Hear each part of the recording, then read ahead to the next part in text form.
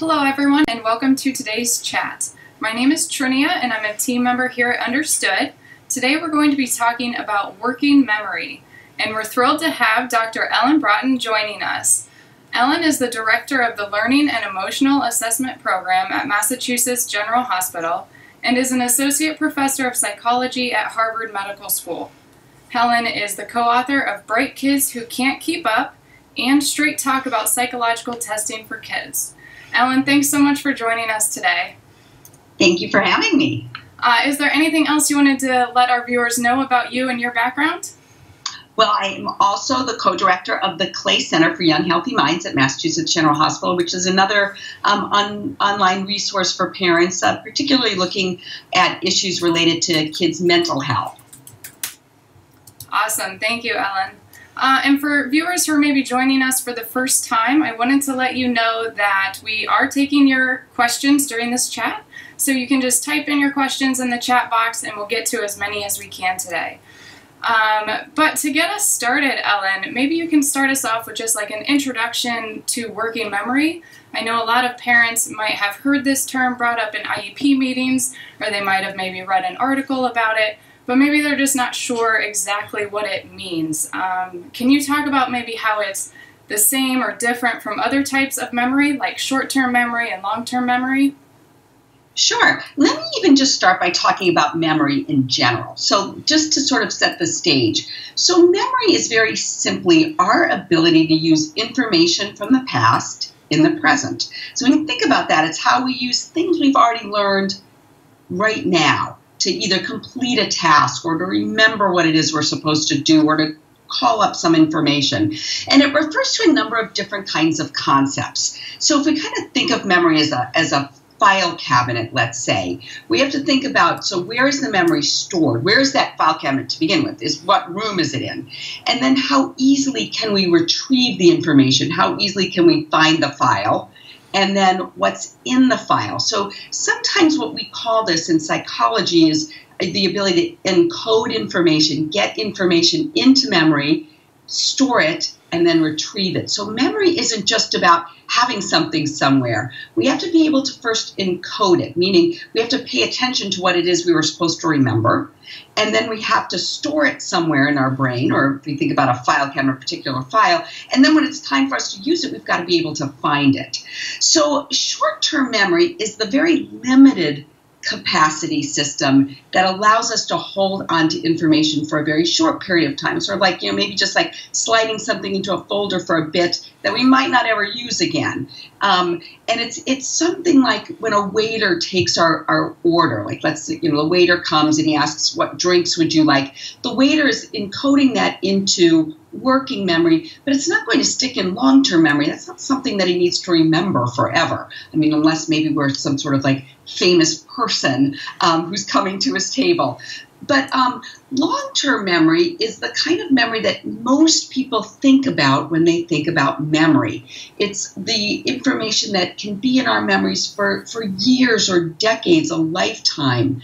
And so a lot of times when I'm working with parents and I'll say your child has poor working memory skills, they think what I'm talking about is long-term memory. And they'll say, oh, but Billy has such great ability to remember every line in a movie. Well, that's not working memory. And oftentimes when a psychologist is saying your child has poor working memory, we're talking about something very different. So let me get to what actually we're here to talk about today, which is working memory. Now, sometimes working memory and short-term memory are used synonymously, and there's an awful lot of overlap between the two.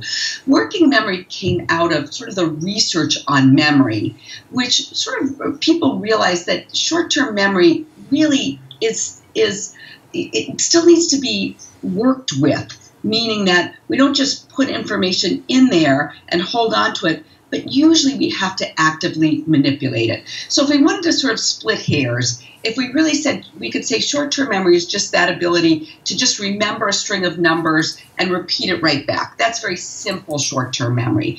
But working memory is using that information in a different way. Like back to the waiter taking a drink order. That waiter now has to remember that while he walks to the kitchen, while he looks at other things, perhaps he's even taking another order.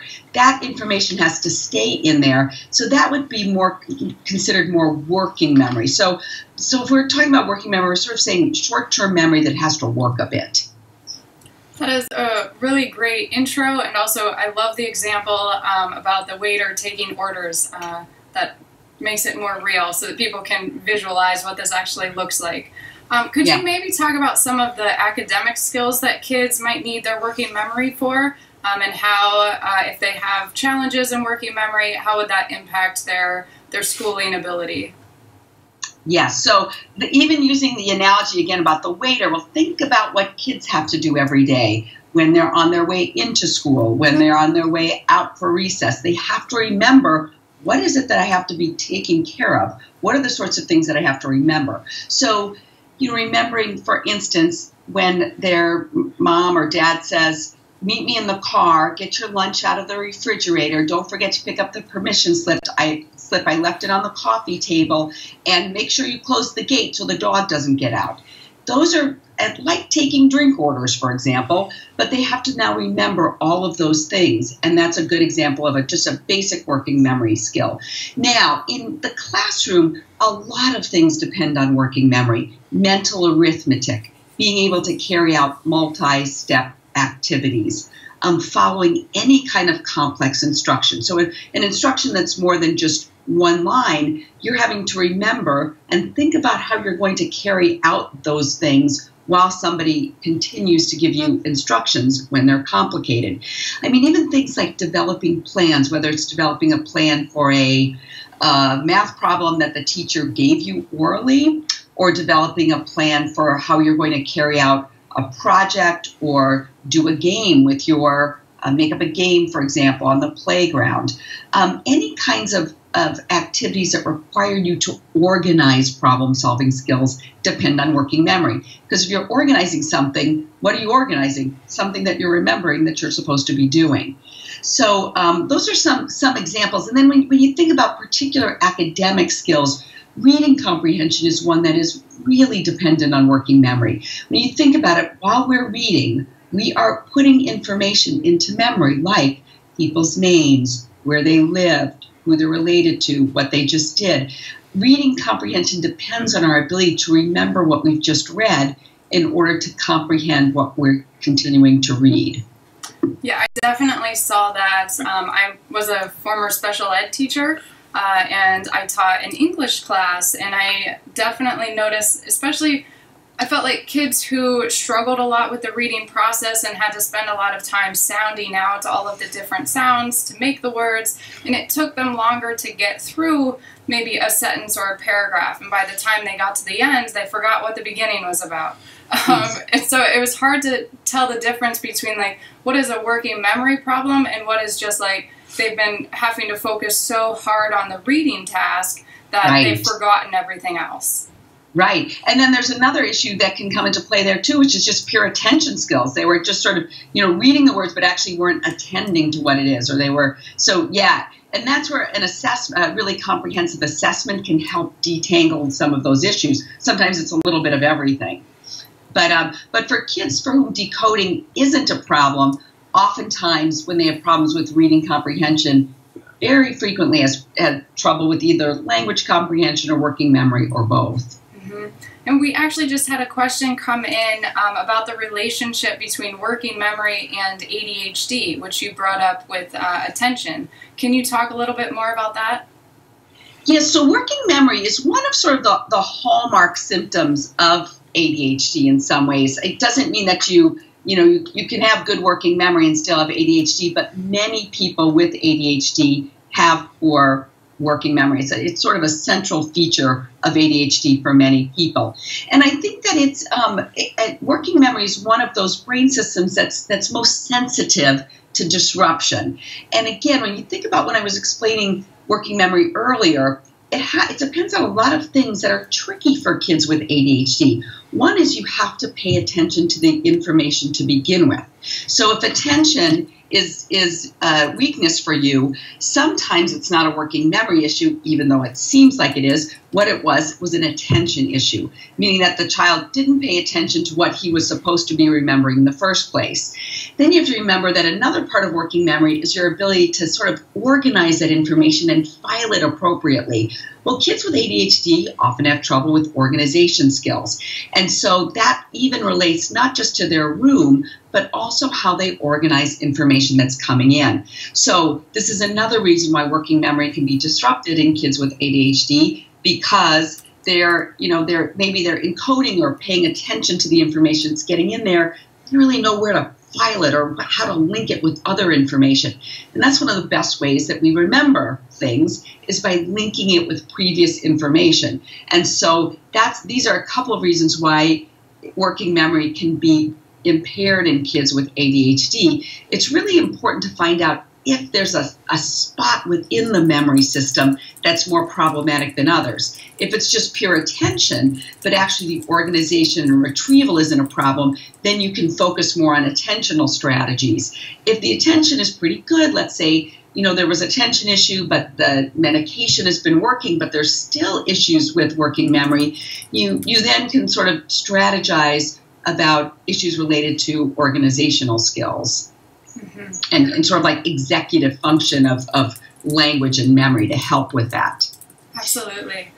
Is there a big overlap between kids who have learning disabilities and ADHD? Are a lot of them also struggling with working memory, and is that part of the evaluation process to look at both of those? Yes. So we know that working memory issues are co-occurring conditions in a lot of learning disability, a lot of kids with learning disabilities and a lot of kids with ADHD. So my bias is that if you're getting an evaluation for a reading disability, dyslexia, dysgraphia, ADHD, it's a very good idea to have a comprehensive evaluation that looks as to whether or not working memory is something that's impaired. Because you want to make sure that you are treating and giving appropriate accommodations for all of the issues that might be impacting a child's ability to do his or her best. So it is important, and there are different reasons. For example, I mentioned with ADHD, sometimes the issue is attention and organization, and that's what impacts working memory. For kids with dyslexia, sometimes the primary issue with working memory is problems with phonological processing, meaning that they have trouble holding on to sounds. So if you're giving them a series of commands or having them memorize multiplication facts, what they're actually having to do is really remember a series of sounds. Kids with dyslexia have trouble with that sort of phonological or sound processing.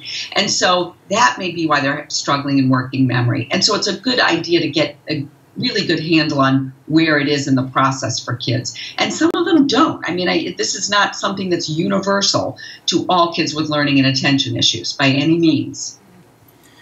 And related to that, we had a question come in asking, what is the best strategy to determine if working memory issues is the reason that a child became a reluctant reader? So how do you try to tease those apart, if working memory is causing the problem or if there's some sort of reading issue going on?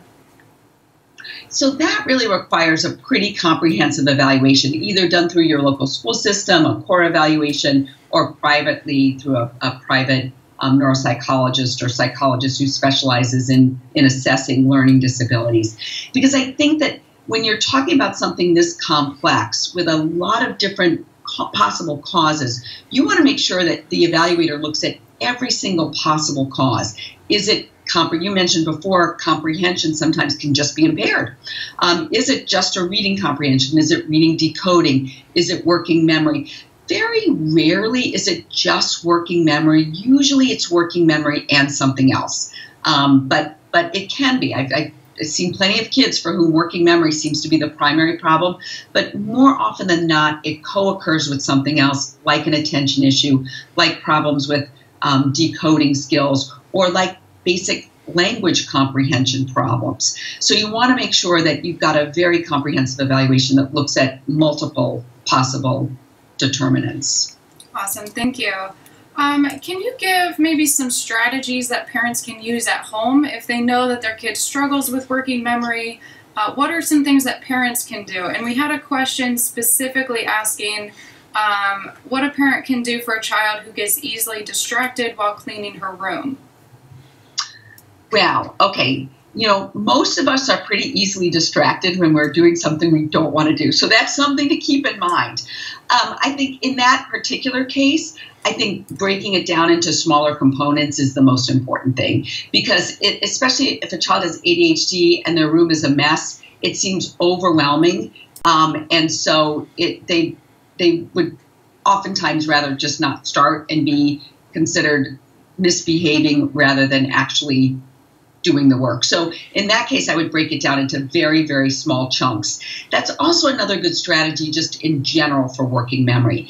The smaller the amount of information that has to be remembered, the more likely it is that the information will be remembered. So that's one thing to do. I think remembering to repeat and review information. So oftentimes we think that I told you that already. Why don't you remember? Well, if they could have remembered it, they would have remembered it. So make sure that you realize that you're going to have to repeat information, rephrase it in different ways, review it with your child, make sure that they heard it. So that's one of the easiest things you can do when we're talking about encoding information, is to make them repeat it back. You want to make sure that they heard what you said and they heard it accurately. Another really important thing to keep in mind is that organization facilitates memory, meaning that the more we have information organized, the more likely it is that we're going to remember it. So linking information to other information is really important because it's going to help with that retrieval. It's also going to help with remembering it in the first place. And I also think that, you know, other kinds of strategies that you want to do, and I'm still thinking back to the clean room strategy, is, you know, helping your child learn which strategies are important at which times. And so I don't know how this would apply to the cleaning their room, but to sort of have them think, last time when you cleaned your room, it worked out well because of this, or it didn't work out well because of that. That's sort of a way of kind of helping them remember strategies that, you know, things that worked and didn't, while also helping them problem solve for future kinds of strategies. So I'm not sure that's a perfect example, but cleaning one's room is a tough one, and it might also be the sort of thing that, like I said, just saying clean your room is not usually specific enough for most kids. Mm-hmm. I loved your ideas about really breaking down exactly what you want the child to do, rather than just the general clean your room. Like, specifically, I want you to take these toys and put them in this toy box, or, you know, depending on the age of your child and what you're looking for in their room. And also having kids repeat back what they're supposed to be doing. I know as a teacher, anytime that I was giving directions, I definitely asked kids to repeat it back or to turn and tell their neighbor about what the directions are, just so I could make sure that they were paying attention, but also that they heard me correctly, and then I could give them more clarification or repeat something if that was needed. Yes, I think that's one of the simplest things we can do, and it should be done very frequently. You know, and then other things you can teach the child to do that too. So even if they're in a situation where somebody's not going to be saying to them, now what did I just say? For them to learn how to do that themselves. That's what adults, there are many adults with poor working memory, many extremely successful adults with poor working memory. What do? They carry around a notebook with them. They repeat somebody's information. They repeat their name. For instance, they're the kind of person, they're introduced to you and they'll repeat your name to you. So again, your name is Ellen. Okay, now, you know, I know an Ellen, I knew enough. Like, they'll do strategies like that will help them remember things, and oftentimes wind up having better recall than people who don't have primary working memory issues. And do you find, is it helpful to teach kids specific memory strategies? It is. I think some of those simple things that you and I just mentioned are important. I also think to infuse organizational skills into every aspect of life that you can. And by that, I don't just mean like organizing themselves, but teaching them how to organize new information with previous information. So, we think in our worlds about categories. Biology is organized in categories for a reason. It's so that we can recall that information, the animal kingdom, all different parts of the plant kingdom. We need to do that a lot with kids and their world, whether it's mathematical concepts, whether it's their day or their week, or what they're reading in the school year. Anytime we can help them organize, that's going to facilitate the use of information, the ability to recall information, and it also just helps them learn better. Mm-hmm. We had a question come in about creating goals at school, and specifically this parent is asking, what about the kid who has superior reading comprehension skills but struggles with math? Already on a 504 for working memory, and this student is in high school. How do we add goals that all the educators can understand and can work on? Well, this is kind of broad. It's a very important question, though. So one of the things you're going to want to do is to find out where in the math realm is the problem happening. Is it a problem with math fluency, meaning being able to fluently and quickly come up with solutions to problems, remembering multiplication facts, or being able to remember formula, for example. And a lot of times very bright people have trouble with that very basic working memory, which impacts your ability to fluently recall information. So they're capable of doing very high-level math concepts, but when it actually comes to doing the test in real time, they're not able to perform at a level because the underlying math concepts, the simpler ones, aren't processed quickly enough because of the load on working memory. So that's one thing. If it's a fluency issue, you want to make sure that they have adequate time to complete math tests, and also the use of a calculator to help them with basic math facts is important. Now, if it's more complicated than that, one of the things and some of the goals that you might want to think about, and I'm going to be very simplistic here, but it gives you at least a starting point. You might want to think about having making sure that the child knows that they know what the question is asking. So let's say in a multiple step math problem, can they read the problem and consider and know what the problem is asking?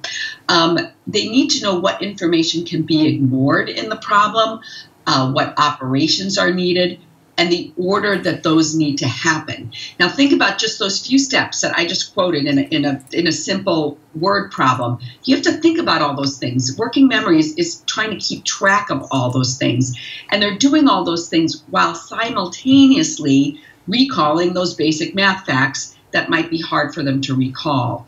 So oftentimes what I'll suggest is if you're really trying to get math goals in place, bringing it way down to really beginning sort of mathematical strategies. So you want to make sure that the approach to the math problem is being treated not just, oh, do they know how to do this and this, and then can they plug all these numbers into the formula? It's usually more about those sorts of basic steps that I just mentioned. Mm-hmm. I know that when I was working with students, and this was at the high school level for math, a lot of the students that I was working with would want to just, and these were students that were able to do some math in their head, and I know some students might struggle more with that. But these students would try to do it in their head, and they'd be like, oh, I don't have to write it down, I'm just going to do it in my head. And then they'd end up writing it down incorrectly or skipping a step. And so I always had to encourage kids, like, no, well, why don't we just write it down? I know you can do it in your head, but maybe make a note of it so that you don't forget once you get on to the next step, and maybe you need to reference this again. Right. And I think what you just said is a really good way to be, because it's, first of all, a lot of kids can do simple things in their head, and it doesn't impact working memory, and that's fine. But I think that, and then for other kids, writing down every single step painfully, there's sometimes they have to like pull out each number and factor it out when they're doing a fairly simple, 2-digit by 2-digit multiplication fact. that can actually get them mixed up as well because they lose track of where they are in the process. So I think being able to really look at where is this child having trouble, but yes, being able to do like, all right, you got this far in the problem, let's write that down so you remember where you were in case you get lost. So I think being able to have a good balance between what works for one child and what works for another is important. Doing math in your head is a good way to improve working memory skills, but it's not always a good way to approach a problem when you've got to come up with the correct answer and remember how you got there. Yeah, that is such a good point. Thanks for bringing that up, Ellen. It really depends on the kids and what they're struggling with and what's going to actually make it more helpful. Yeah, and for some kids, writing every step down is exactly what they need. And I think that what I find a lot of times is math curriculum is either all or nothing. And I feel like math really, it needs to be as individualized for learners as reading has become. Mm-hmm. We have a couple of questions that are related. Can you talk about, is working memory something that people struggle with forever, or is it something that can be improved? And if it can be improved, what are some strategies that can be used? So the field of working memory and treatment for working memory is evolving. There's really nothing out on the market right now that I could recommend that has enough empirical data behind it that I would say, oh, definitely get this. But I do feel pretty confident that there are some really terrific researchers and people in industry that really would like to see some great things happening in this field. So I want to just say that, you know, there are working memory products out there, and for adults, and some of them have shown to be somewhat effective. I think, like I said, I think the field is going to change a lot over the next few years. I see a lot of great things on the horizon. Now, I'm trying to think. The other question you asked about something else, though, too, not just what is out there, but is it going? Does it impact people forever? Yes, forever. That's right. So, you know, one of the things to think about is that working memory, one reason why we don't have great memory, long-term memory, before the age of about 3 to 5, is that memory depends on our ability to connect information with information we already know. So when we're 3, there's not a whole lot we know. So the information that's coming in, a lot of times, it just goes away. The older we get, the more we have the ability to connect information with other information. So working memory can get better over time. Now, as we get older, speaking for myself, it gets a little worse over time, but we compensate for that because we have a big store of knowledge. We have better vocabulary. We're better able to talk about the world around us. We know more about the world around us. So when we find out something new, we are more apt to be able to, you know, file it away in a good location. But that doesn't mean we're necessarily going to remember where we put our keys this morning. So there's, you know, it does get better over time. And I think in terms of strategies, part of the best thing you can do is just know and acknowledge that working memory is tough for you.